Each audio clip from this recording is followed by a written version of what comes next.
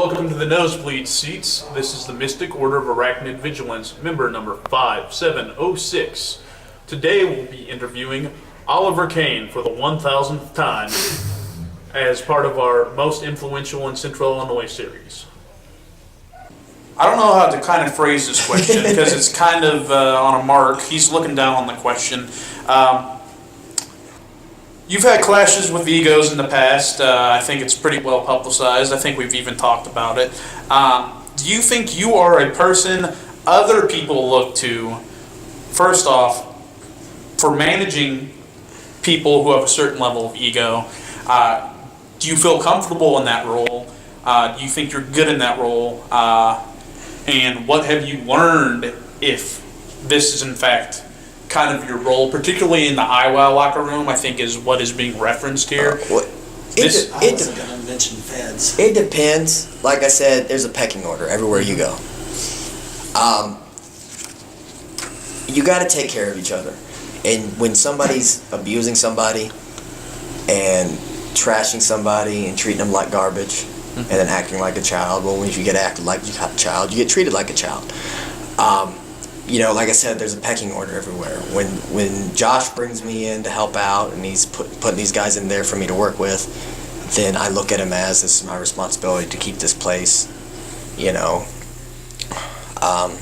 as best as I can. I'm not a Tony Casina. I'm not, a Davey Richards. I'm not guys like that. I don't have that pedigree. I don't have that, But when you put me in a locker room of guys that are below me, I try to help him out. I say I don't know everything. Josh is the one that is the main guy. Just Josh is fed. But at the same time, I'm not going to let people get abused in front of me. Right. Because it's not worth it. I mean, we're all on the same show. This question. If that makes any sense. Yeah, it makes perfect sense. This question comes into my mind. You've been in this sport quite a long time. You were kind of older now, if that makes any sense, than when you first started. This makes me believe. This makes me believe that. Was there any of that when you were bullied when you were younger that you wish someone like yourself would have stepped up, or did that actually happen? Did someone kind of give you some guff, and someone was able to step up and be a role model? Who did you have a role model that taught you to do these things, I guess, is what I'm... Not really in the wrestling, because, like I said, the funny thing is, you usually only run into this type of abuse of somebody in places that are out of control. Right. I mean, I love Josh, but Josh sometimes he gives guys enough rope to hang themselves. Right. But then he ends up giving them enough rope, so when he pulls a switch to hang them, there's a pile of rope laying next to him while they're standing on the ground. And he'll be one to admit that. Josh sees the good in everybody and he tries to help them out. We never really dealt with that like any legitimate places, because they're businesses. You don't, if you're only as good as what your opponent. If I don't sell for you, you look like crap. Right. If you don't sell for me, I look like crap. You're supposed to take care of each other. You're supposed to go out there and get your, I think it was Al Snow that said, one guy goes over, one guy gets over. And so far, and too many times, it's just like when people don't make the other guy look good or put him over, or it's just, so I mean, I never really got bullied into this, I guess I never really allowed myself, because at the end of the day, you don't have to do anything you don't want to. Right.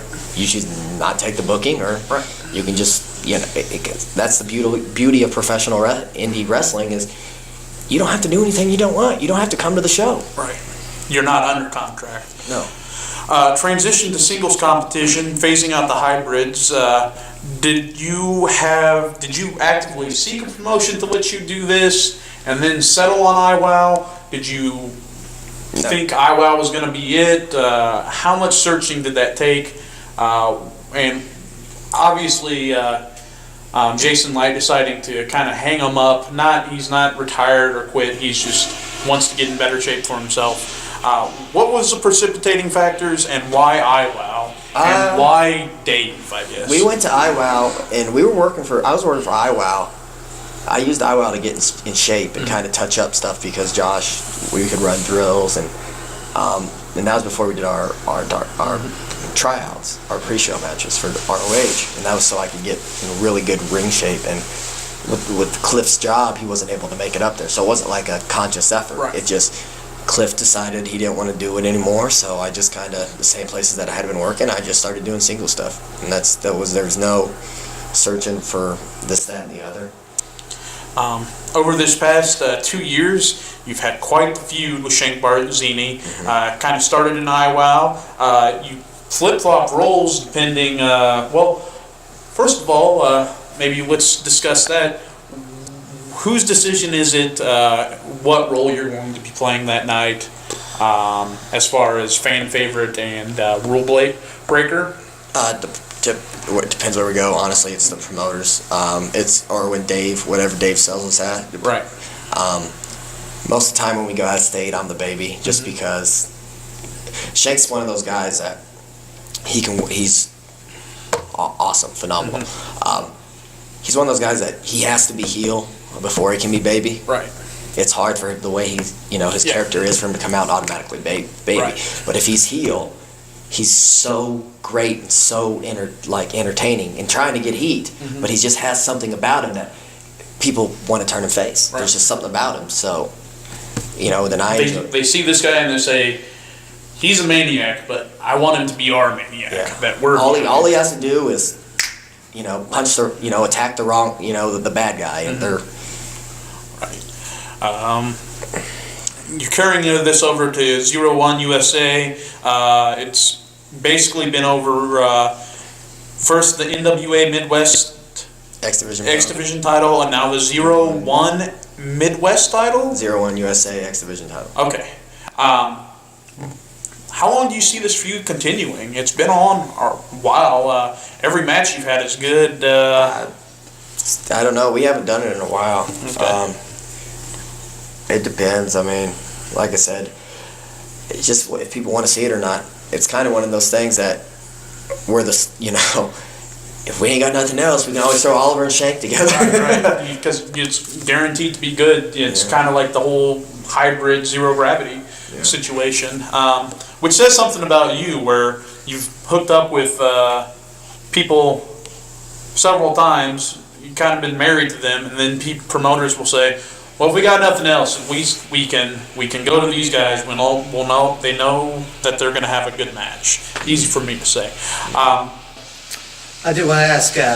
You and Shank have been feuding for quite a couple of years, but I did notice that there's a new promotion in Carmi, Illinois called Strictly Insane Pro Wrestling, and they put you together as a team.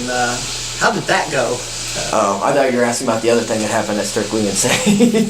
No. Because I wasn't there when that. Strictly about you there, not anybody else. Okay. But the promoter he needed a tag team and put us together, and we work great together. I mean, because we feed off each other very well. We have chemistry, whether it's against each other or same thing with me and Cliff. We can work great together, either against or team together. You won the PWG title. Incredible match with Kevin Steen to win the PWG title. Wait, is that what? Is that the right PWG? No. Oh, I'm so confused. There's too many PWGs in this country. Tonight you're wrestling for this, Pro Wrestling Glory. Pro Wrestling Glory, which you mentioned. This incident happened between you and Spencer. You're not exactly the champion yet, but you were definitely a main event status, upper mid card. Where do you see this place going? This is an opportunity, as you said, to kind of get paid and be around family. Do you see good things happening in Pro Wrestling Glory? I see great things happening because he's trying hard. The guys in charge are trying really hard. They're doing it the right way. To draw over 100 people in a town of 1,800 every show is just it's unheard of. You got other places that in big cities that aren't drawing 100 people, and so it's a little town, and they're drawing that, and the crowd's coming around and the shows are getting better, and it's a work in progress. It's kind of like what happened with Dave and SLW and 01. It's something where these guys are trying, and the guys in charge are really got good heads on their shoulders, and I'm just glad to be a part of it. And it strikes me, it's kind of got and don't laugh when I say this, Oliver, all the best elements of GAW, a lot of really good elements of New Midwest Wrestling, plus some fresher faces are maybe not ready for New Midwest yet. Really good environment. There's a good mix. There's definitely guys who are lower card guys and guys who are mid card guys. I don't know, man. I don't know about not ready for New Midwest. I mean, I always thought that you would try to work for the place that drew more people. Yeah. So,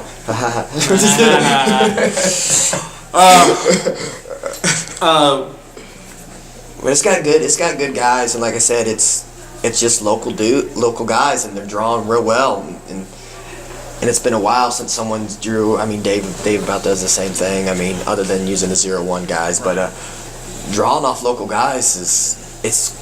And these aren't local guys. I've heard people complain, and you've made this complaint before. These aren't local guys that are, we're going to use this guy because he's cheap and will work for no money. These are good local guys. People you've never heard of, probably, if you're an independent wrestling fan. They're not like the other PWG. They're not like ROH. They're not Chikara.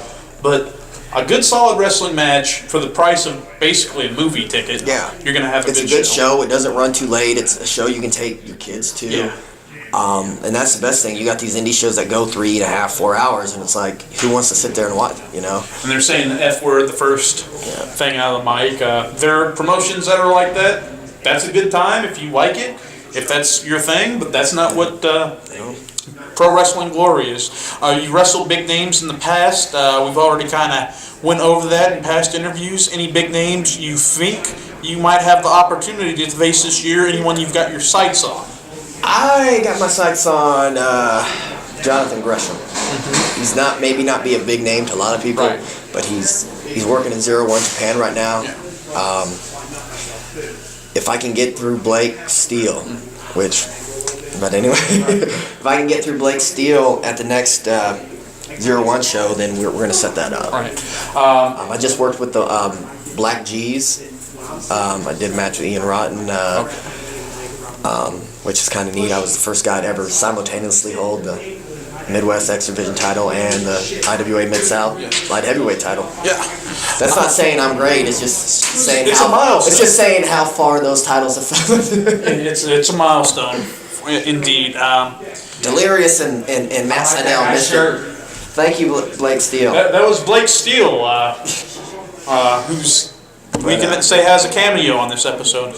I think about Jonathan Gresham, and there's another talent that comes to mind. Well, actually, 3 other talents that come to mind. For those of you not familiar with Jonathan Gresham, he was kind of in the same group, but stayed down south as the Hooligans and Matt Cage. It's the same guy. He was with the Hooligans. Right. I mean, they were both trained by the Mr. Hughes and Illick Skipper. Yeah, well, those 3 were. The other one wasn't actually, but I'm not going to go into that. Okay. One claims to be, but got let out with handcuffs. We'll let Mr. Cage answer to that on always creating controversy, Mr. Cain. We knew it was going to happen, so I'm sure we'll hear about that in a later episode of the Nosebleed Seats. Who do you see as breakout stars, national level and local level? You mean like indie stars breakout? Yeah. Or going from the indies to even if we're going to talk about Juice Parker in developmental right now, going to WWE. Guy I see. I mean, I don't really follow. As bad as it sounds, I don't really follow indie wrestling that much. Mm-hmm. But one guy that's really Cole. Adam Cole is just. Yeah. He is.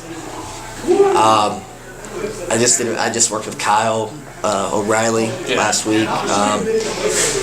There's a lot of these really young guys. To see that kid 2 years ago, what he looked like as far as, just things that you would think would be superficial, but his body, his tan, just I don't know what you would consider breakout, because I would say someone like Elgin, but Elgin's, I think he's close to being already there. I mean, I don't, a lot of these guys, I mean, Sammy, Sammy keeps it up. I can see Sammy getting, that's Sammy Callahan getting developmental deal.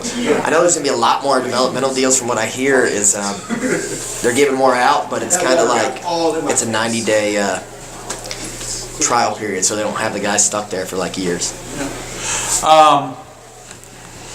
Wrestler of the Year, Tag Team of the Year, we give out this award. Who do you think is a potential prospect besides yourself? Wrestler of the Year? You mean like just in the Midwest area? In our specific coverage area, we're talking, just in our specific coverage area. Honestly, two guys, I mean, it depends what you're going on. The guys that, if you're going with like success, we go with both how we feel we are entertained as fans, but if you have a year where it's just like you're dominating everyone, I gotta go with Shank, but you can't deny what what Christian Rose has done in Dreamwave. We're gonna have to get the audio from this thing right here. Brandon Espinoza will also have a cameo in this episode. Who do you think are the three most influential guys in Central Illinois?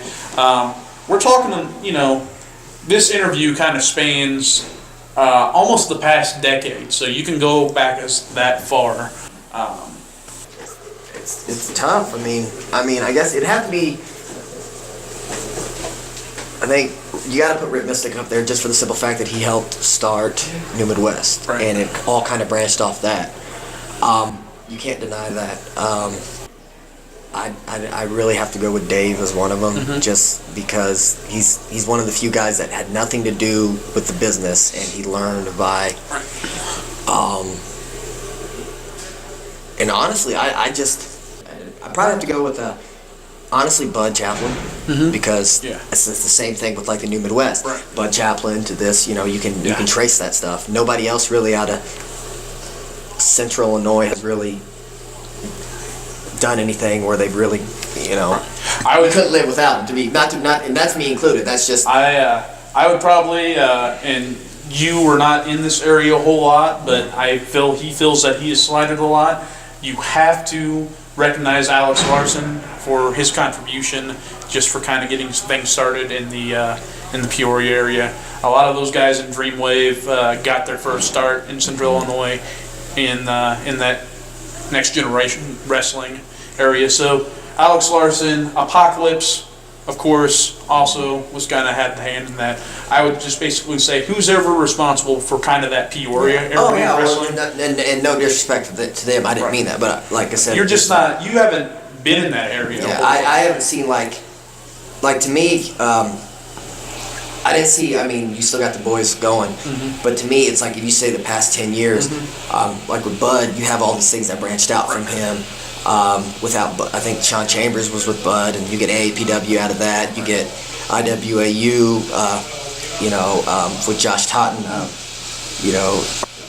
Dave like is going strong on his own. You can't deny what Alex has done with the boys and getting their start. And that wasn't any slight at him. I hope he doesn't think of that. I'm just when you look at it. New Midwest, without New Midwest, you wouldn't have all these other.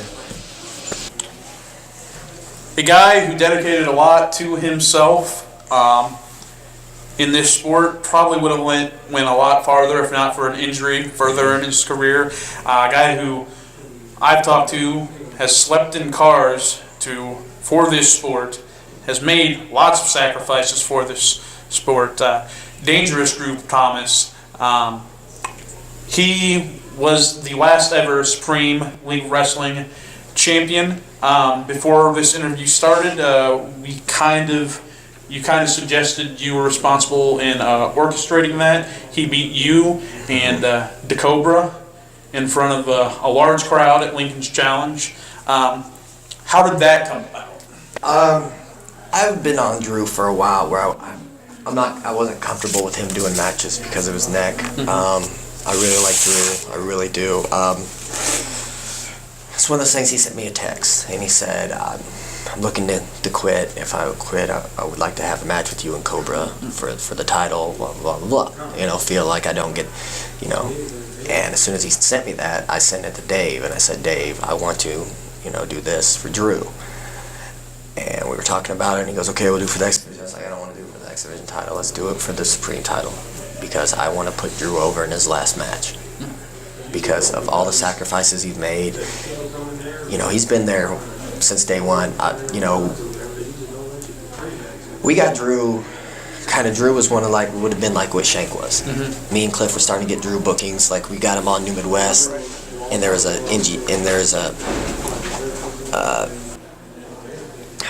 can't even think of the Fed's name right now.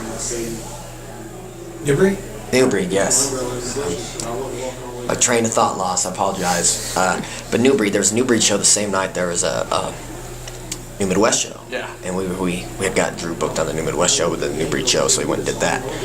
And I remember hearing the news about it, and I remember everybody just being so angry and like disappointed, because it was like he was the guy. We had finally got Drew on. You know, we had pushed and pushed. Mac, you got to get this guy on. Mac, bring him on. Trust me. You know, he can go. He's got good. You know, and then that happened. And it was just like, and then through the recovery time, and then him being a ref. And so he calls. You know, so he sends me a text, and I knew in order to do this, one, I had to get Dave on board, and I knew I'd be able to get Dave on board. Okay, there was two things I had to worry about. Okay, well, me putting Drew over, is this going to cause me the X Division belt, because they weren't happy with, you know, wouldn't be happy with me doing that. And I was like, you know what, Dave, if you got to start me with the title, if they're going to put on, it doesn't matter. There's few things in life that, you know, at the end of the day, what's going to mean more? Am I going to look back and be like, well, I held the title for this long, or I'm going to think, look what I did for someone that I, you know, really care about and want, you know? And I knew if I told Drew what I was doing, there is no way in heck he's going to go along with it, because he wants to, if I'm losing, you know, if I'm done, I want to go out on my back, I'll put you over, blah, blah, blah. So him and Cobra were putting this match together, and we were talking about it, and this was at the festival. Where was that at? In Champaign? Oh, Sweet Corn. Sweet Corn. Is that in Champaign? Where is that? Champaign, Urbana. Urbana. Yeah. That's kind of like Morel Forsyth, right? Yeah, it's a Twin City. Yeah. And they're talking about it, and I'm just like, and they're coming up with these ideas, and then Drew's like, okay, and I'm going to be heel. I'm like, no, you're not going to be heel. It's your last match. You're going to be baby. And he's like, well, blah, blah, blah. He's like, but who will be heel? I go, we all can be baby. You'll be fine. Blah, blah, blah. And so we're talking about the match there, and then him and Cobra are doing this, and we're talking about this, and Cobra and him are excited, and I'm like, no, we can't do that, we can't do that. And Cobra's like, what are you talking about, man? And I pull Cobra, I'm like, dude, this is what I'm going to do. Don't tell him. This is why. So that night, I had Dave bring the belt, we hit it. We're going over the match, and I'm putting the match together, and I tell him, and we had this whole, like, after the finish, we had this whole finish spot that we never did, because he's like, okay, I'm going to turn around, you hit me this, Cobra's going to break it up, we're going to do this, and so we're going over, and, you know, and I keep trying to put this together, and so, like, I crafted this match, you know, with their stuff, because I'm like, I can't do anything that's going to hurt Drew, I can't do anything, this, that, and the other. And so that night I told everybody, you know, and Josh Totten was the ref, and I got him on it, so he knew what was going to happen. It was just one of those things that it meant more to me to do that for Drew than it would have just to have a title defense, because, you know, in the face, like, I don't know what the camera got, but if you see his eyes when he hits me and then I don't kick out, it's like, and just to see, like, I knew it would mean that much to him. He was just like, dang it, Oliver, why'd you know, and then, you know, having all the boys come out, and, you know, because SLW, man, you know, that's where it all started. Drew was there from the beginning, and it just, you know, it's hard for me to put into words, you know, and I said I got the clearance with Dave, he got the clearance with this guys at 01. Even though somebody tweeted about how I was a wuss because I didn't put my 0-1 X Division title on the I'm line. reacting as a fan. But it was that night, that moment is just to have that on film is, I think, probably my favorite, one of the best things I've ever done, because to give someone that emotion and that, and it's basically it went above and beyond to thank him. And a lot of people just don't do that, you know. Just because I have kids, and you know, I'm soft now because of my kids. Thank you for joining us here at the Nosebleed Seats for our several colleagues, Crime Fighter, Chris Lee, ISU Floyd, and myself, Mystic Order of Arachnid Vigilance, member number 5706. We thank Oliver Cain for being a guest. We'll see you next time.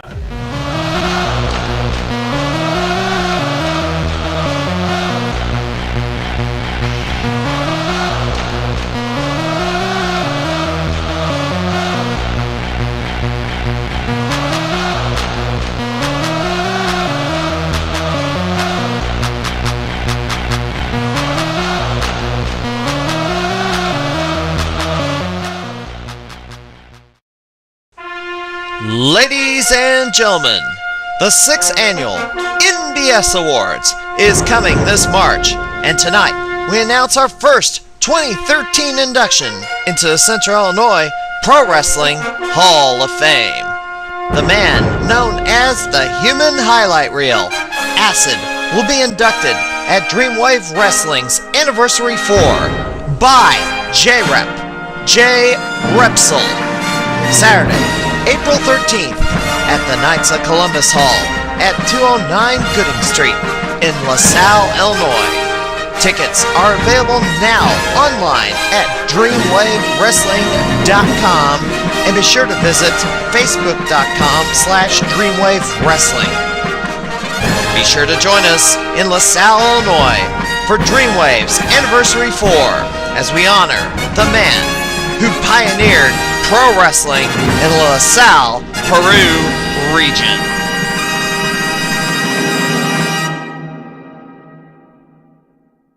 Coming in March 2013, it's the 6th annual NBS Awards. We're back on the road this year to honor the Wrestler of the Year, Tag Team, Most Popular, Most Hated, the Gold Microphone, Referee, Manager, Feud, Match of the Year, and to make inductions into the Central Illinois Pro Wrestling Hall of Fame. Nominations are now open. Visit CentralIllinoisProWrestling.com right now for all the information you need to honor the best in Central Illinois pro wrestling.